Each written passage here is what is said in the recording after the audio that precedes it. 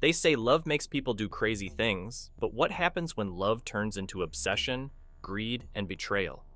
George Young came home from a long day at work, expecting the comfort of his family, but instead, he was met with a fatal gunshot to the face. Behind the trigger wasn't a stranger or an enemy. It was part of a chilling plot involving his wife, Tia Young, and her secret lover. How far would someone go to kill for money and desire and think they could get away with it? And we spoke to Tia Young as she pleaded for justice in the case, flanked by her children. I'm gonna do it by myself. Everybody loved George. You never really know what someone is capable of until they're pushed by greed, lust, and desperation.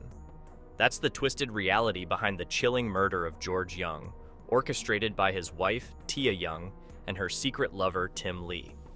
Their sinister plan was fueled by $1 million life insurance policy, an illicit affair, and a deadly ambition that destroyed more lives than just George's. This wasn't just a crime of passion. It was a calculated, cold-blooded plot that unraveled in the most spectacularly tragic way. Young's wife Tia Young and the couple's live-in friend Harvey Timothy Lee are accused of killing him for a $1 million insurance policy. Investigators believe Tia and Lee were having an affair. On November 16, 2017, George Young came home from a long shift as a security guard for rapper Lil Yachty. He was likely exhausted, but relieved to be back in the comfort of his home, thinking the dangers of his job were behind him. What he didn't realize was that the greatest danger wasn't out on the streets. It was waiting for him inside his own house. George took precautions that night, making sure he wasn't being followed, but no amount of vigilance could have prepared him for what happened next. The moment he unlocked his front door, a gunshot rang out.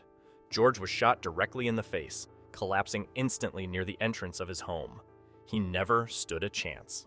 That my husband was, well, we heard gunshots and my brother opened the door and said that it was my husband. She needed to know, I think where the shots were is what she needed to know. And the first people at the scene were George's wife, Tia, and another man living in the house, Tim Lee.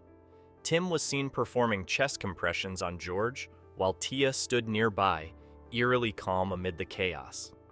When the police arrived, things seemed off almost immediately.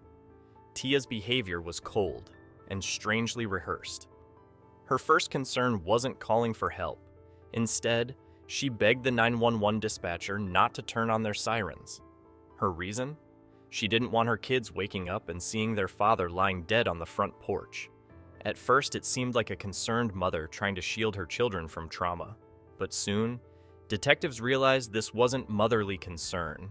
It was part of a sinister cover-up that had been brewing for a long time. Suspiciously, when he came to the family's home soon after. He stated while the crime scene tape was still up, Lee talked about sending the children to school the next day.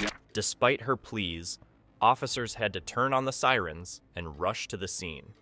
Yet, when they arrived, they discovered something strange. The children hadn't woken up. Not from the sirens, not from the shouting, and not even from the sound of the gunshot that killed their father. It wasn't long before police discovered why. Tia had given her kids sleeping pills that night, ensuring they wouldn't wake up no matter what. It was a chilling realization. This wasn't just a murder, it was a meticulously planned execution. Even more suspicious was Tim's bizarre behavior after the shooting. A neighbor reported seeing him run toward George's car just moments after the gunshot, reaching underneath it and ripping out what appeared to be a tracking device. Why would someone prioritize removing a car tracker over saving a dying man lying just feet away? Detectives quickly realized the answer. The device had been placed on George's car by Tim himself, likely used to track George's every move. This wasn't a random crime. It was a calculated execution. By the time George arrived home that fateful night, Tim already knew exactly when he would show up, and he was waiting, armed and ready. Tia asked if he would help her find Young's insurance policy. Strickland also testified he noticed the home security camera was not connected. As investigators dug deeper, the tangled web of lies began to unravel. They discovered that Tia and Tim were far from just housemates. Their connection was far more intimate and sinister. Text messages, emails, and explicit conversations revealed a passionate affair that had been going on for months, if not longer. Tia even saved Tim's contact in her phone under a fake female name, likely to prevent George from discovering the affair.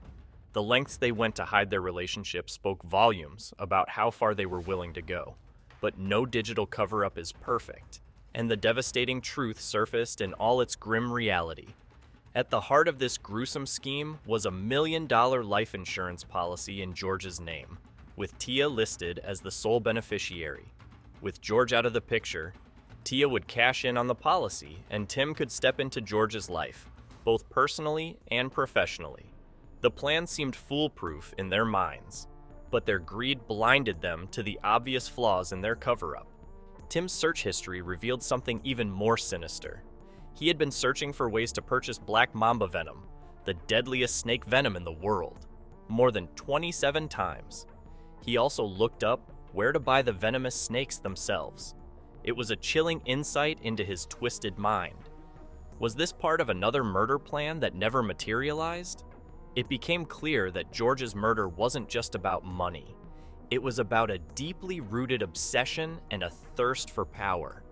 When detectives finally brought Tia and Tim in for questioning, both tried to deny everything.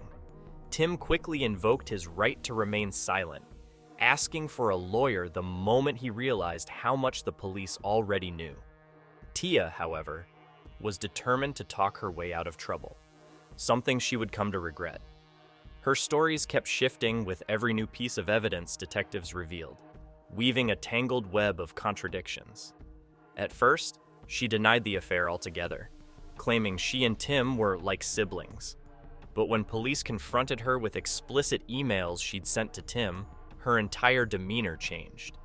The woman who once confidently claimed she knew nothing about her husband's murder now looked terrified and unsure. He says that was odd considering George Young worked as a security guard and had his own employees. Thursday afternoon, the prosecution played Tia's 911 call. I just heard a gunshot. In the call, she refers to the co-defendant as her brother. Detectives played Tia and Tim against each other, knowing that pressure would break at least one of them. And it did. Tim eventually cracked, confessing that he and Tia had been having a secret affair and that they had discussed a future together after George was gone. He claimed that the $1 million life insurance payout was supposed to set them up for life. When detectives confronted Tia with Tim's confession, she angrily called it a complete lie, insisting she knew nothing about any murder plot. But by then, no one believed her carefully rehearsed denials. The walls were closing in fast. The investigators' evidence was overwhelming. They uncovered GPS data showing that Tim had been tracking George's movements for weeks leading up to the murder, monitoring his location with chilling precision. On the night George was killed, Tim checked the car's tracking app repeatedly, watching George's every move. As soon as George walked through the front door, Tim was ready, lying in wait. The fact that he ran to remove the tracker after the shooting only added to the mountain of evidence against him, showing just how premeditated the crime had been. Despite her denials, Tia couldn't explain away her actions after George's death.